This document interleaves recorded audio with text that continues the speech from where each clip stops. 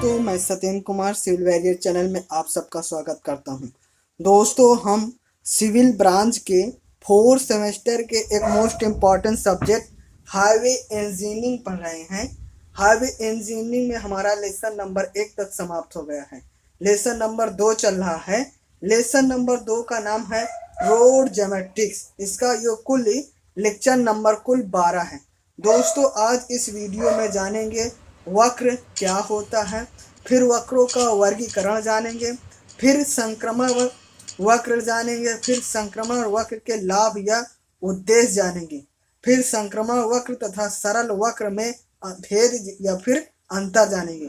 तो दोस्तों, इस वीडियो में हम जानेंगे वक्र क्या होता है, वक्रों का वर्गीकरण, फिर संक्रमण वक्र, फिर संक्रमण वक्र के लाभ तथा या फिर उद्देश्य, फिर संक्रमण वक्र तथा सरल वक्र में भेद जानेंगे। तो दोस्तों, वीडियो को स्टार्ट करते हैं। और जानते हैं वक्र कर्व क्या होता है, इसके बारे में जानते हैं। जब दो सीधी रेखाएं एक दूसरे से चाप आर्क द्वारा जुड़ती हैं तो उस चाप को वक्र कहते हैं। जब दो सीधी रेखाएं, ये हमारी ए बी सीधी रेखा है और बी सी सीधी रेखा है। जब चाप एक दूसरे से चाप द्वारा जुड़ती, ये चाप है हमारा, इससे जुड़ रही हैं तो उस चाप को वक्र कहते हैं या फिर कर्व कहते हैं।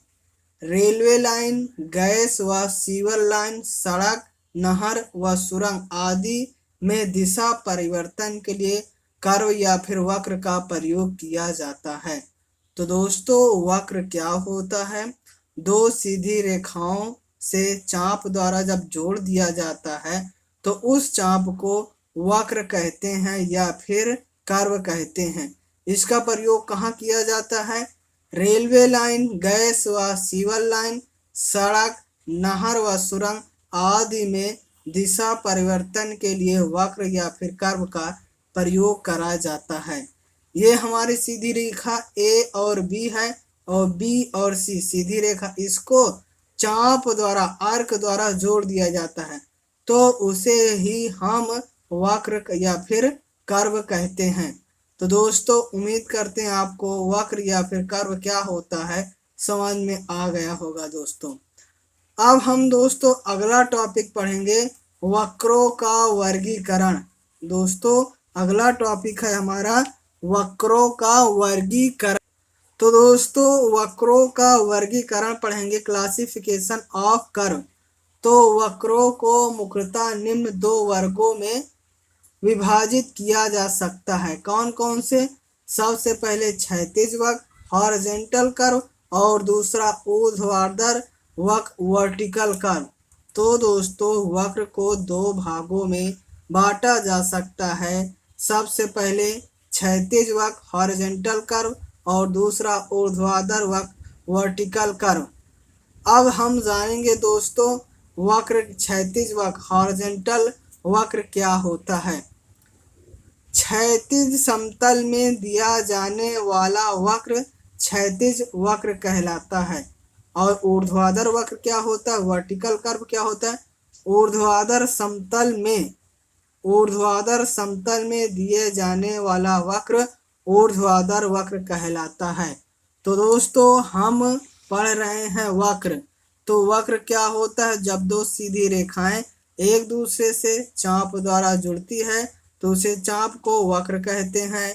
वक्र का वर्गीकरण दो भागों में किया गया है। पहला है क्षैतिज वक्र और ऊर्ध्वाधर वक्र। क्षैतिज वक्र को हॉरिजॉन्टल कर्व कहते हैं और ऊर्ध्वाधर वक्र को वर्टिकल कर्व कहते हैं। क्षैतिज वक्र क्या होता है? क्षैतिज समतल में दिए जाने वाला वक्र क्षैतिज वक्र कहलाता है। ऊर्ध्वाधर समतल में दिए जाने वाला वक्र ऊर्ध्वाधर वक्र कहलाता है। तो दोस्तों, उम्मीद करते हैं आपको वक्र क्या होता है और वक्र का वर्गीकरण कितने भागों में किया गया है समझ में आ गया होगा। दोस्तों, अब हम समझेंगे संक्रमण वक्र, ट्रांजिशन वक्र या फिर कर्व क्या होता है, इसको समझते हैं।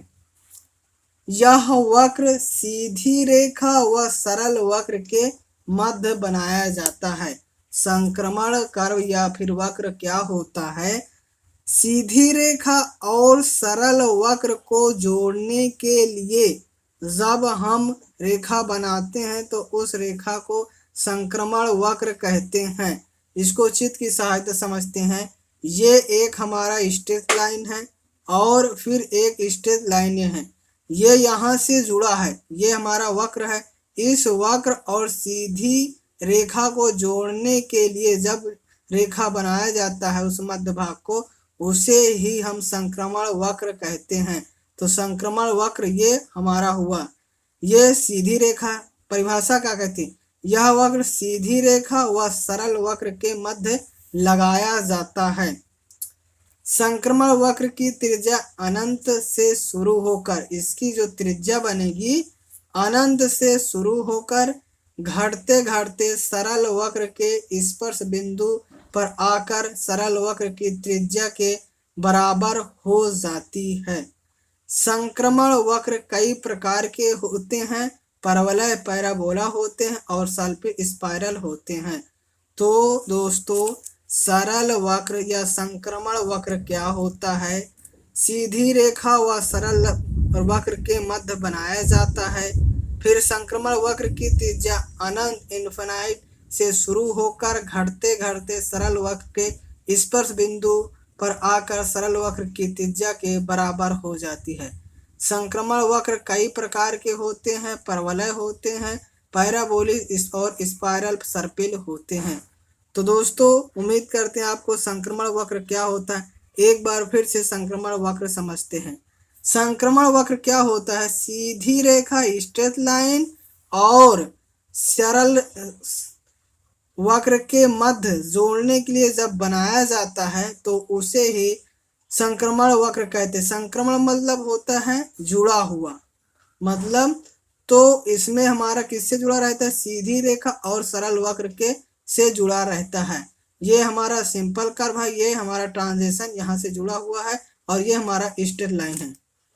तो दोस्तों, अब हम देखते हैं संक्रमण वक्र के लाभ या फिर उद्देश्य। अगला हमारा टॉपिक है संक्रमण वक्र के लाभ या फिर उद्देश्य।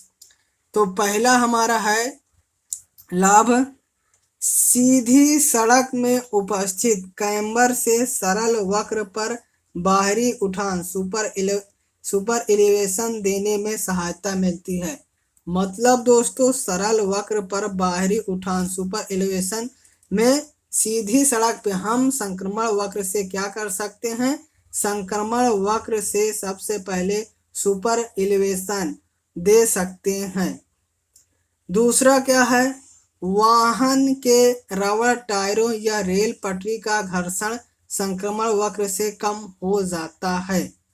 जहां हम संक्रमण वक्र का उपयोग करेंगे उससे क्या हो जाएगा?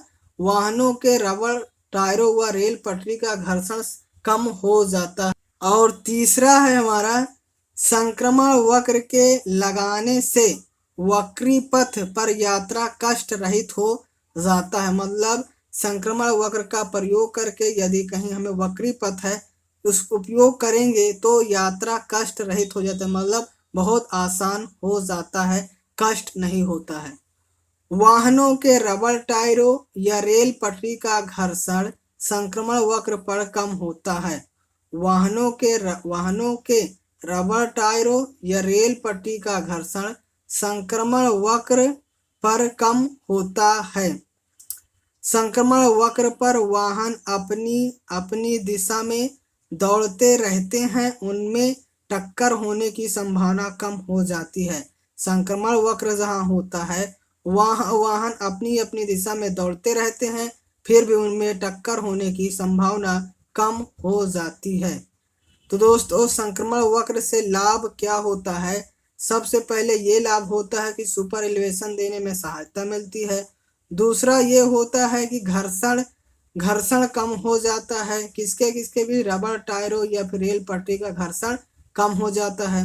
संक्रमण वक्र के लगाने से वक्री पथ पर यात्रा कष्ट रहित हो जाता है। और संक्रमण वक्र पर वाहन अपनी अपनी दिशा में दौड़ते रहते हैं, उनमें से टक्कर होने की संभावना कम हो जाती है। तो एक बार फिर से देखते हैं संक्रमण वक्र से लाभ क्या होता है। सबसे पहला लाभ ये होता है कि सुपर एलिवेशन दे सकते हैं। दूसरा होता है घर्षण की कमी हो जाती है। तीसरा क्या होता है दोस्तों कि वक्री पथ पर यात्रा कष्ट रहित हो जाता है। और चौथा क्या होता है कि सुपर एलिवेशन का यदि प्रयोग करके हम सड़क बनाएंगे तो टक्कर होने की संभावना कम हो जाती है। तो उम्मीद करते हैं दोस्तों संक्रमण वक्र के लाभ या फिर उद्देश्य आपको समझ में आ गया होगा। दोस्तों अब हम जानेंगे अगला टॉपिक संक्रमण वक्र तथा सरल वक्र में अंतर। दोस्तों संक्रमण वक्र तथा सरल वक्र में भेद, difference between transition and circular curve में क्या अंतर होता है, इसको देखते हैं। सबसे पहले है सरल वक्र, सर्कुलर कर्व या फिर संक्रमण वक्र एक त्रिज्या से बना होता है। सरल वक्र एक त्रिज्या से बना होता है और संक्रमण वक्र परिवर्तित त्रिज्या से बना होता है। हमारी परिभाषा कहती है कि अनंत से शुरू होकर धीरे धीरे होकर सरल वक्र के बराबर हो जाती है। तो पहला हमारा अंतर है एक त्रिज्या से बना होता है। फिर दूसरा है वक्र के सभी बिंदुओं पर समान त्रिज्या होती है। सरल वक्र में क्या होता है, आप चाहे जहां बिंदु लें उसकी त्रिज्या समान होती है, मगर प्रारंभिक बिंदु से अंत तक बदलती रहती है। वृत्त के सभी बिंदुओं पर बाहरी उठान एक समान होता है। सरल रेखा में क्या होता है, सरल वक्र में क्या होता है, वृत्त के सभी बिंदुओं पर बाहरी उठान एक समान होता है। संक्रमण वक्र में यह क्रमिक रूप से बदलता रहता है। और चौथा हमारा अंतर है वृत्ति वक्र सदैव दो संक्रमण वक्रों के मध्य लगाया जाता है। मतलब सर्कुलर वक्र जो होता है सदैव दो संक्रमण वक्रों के मध्य लगाया जाता है। संक्रमण वक्र वृत्ति वक्र के दोनों किनारों पर रूप से दिया जा सकता है, दोनों किनारों के रूप से दिया जा सकता है। वृत्ति वक्र दिशा परिवर्तन के लिए दिया जाता है। वृत्ति वक्र जो होता है दिशा परिवर्तन के लिए जाता है, जबकि संक्रमण वक्र वाहनों को वृत्ति वक्र पर सुगमता से चढ़ने के लिए दिया जाता है। तो संक्रमण वक्र तथा सरल वक्र में सबसे पहले हम अंतर जान रहे हैं। तो दोस्तों सबसे पहला अंतर ये होता है कि त्रिज्या एक त्रिज्या से बना होता है, यह परिवर्तित त्रिज्या से बना होता है। फिर है वक्र के सभी बिंदुओं पर समान त्रिज्या होती है और इसमें प्रारंभिक बिंदु से अंत तक बदलती रहती है। वृत्त के सभी बिंदुओं पर बाहरी उठान एक समान होता है। संक्रमण वक्र में यह क्रमिक रूप से बदलता रहता है। वृत्ति वक्र सदैव दो संक्रमण वक्रों के मध्य लगाया जाता है और यह होता है संक्रमण वक्र वृत्ति वक्र के दोनों किनारों के रूप में दिया जाता है। वृत्ति वक्र दिशा परिवर्तन के लिए दिया जाता है और जबकि संक्रमण वक्र वाहनों को वृत्ति वक्र पर सुगमता चढ़ने के लिए दिया जाता है। तो दोस्तों उम्मीद करते हैं आपको संक्रमण वक्र तथा सरल वक्र में समझ में अंतर आ गया होगा। तो दोस्तों यह वीडियो यहीं समाप्त करते हैं। यदि यह वीडियो आपको अच्छा लगा हो तो वीडियो को लाइक कर दीजिए और चैनल को सब्सक्राइब कर दीजिए। बेल आइकन के ऑल पे क्लिक कर दीजिए और दोस्तों में भी शेयर कर दीजिए। Thank you for watching.